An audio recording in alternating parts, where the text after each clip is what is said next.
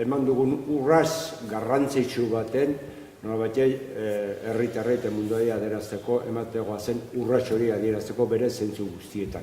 Hori, ekainean 15-an, hori lortu behar dugu, eta lortuko dugu, eta ekitaldi nazional oso garrantzitsu eta importante izan.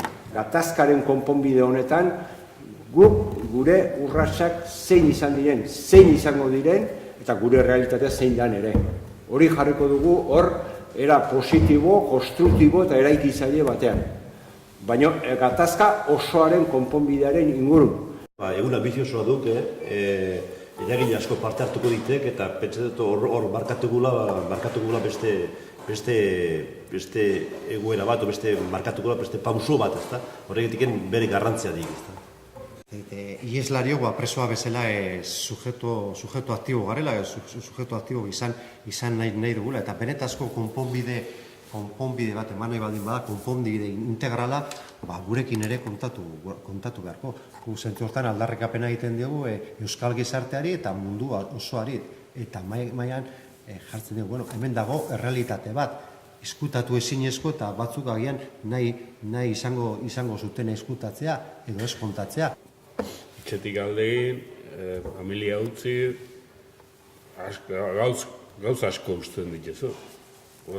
Eta orduan, gero berriz hola elkartuak ikustea indar batekin, aurrera patu handia da. Ez dugu nahi gure gazteriak gure pairatu duna besteak segitzea, gure bidean segitzea. Hor nahi dugu gelditu. Gure hitza eta eskubide guztiekin. Gure hitzak esan berriz esan, ez daitezela astu, ez daitezela elur gainean txorien karinek utzitako arrasto zeil ederra bezen hasi.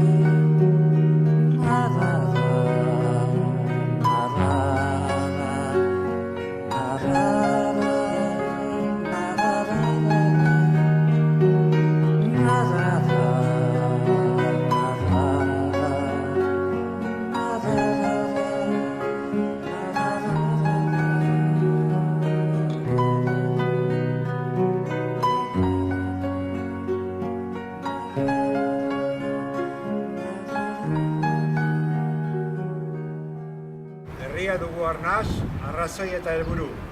Ekainen 15-an denok biarritzera. Ekainen 15-an denok biarritzera.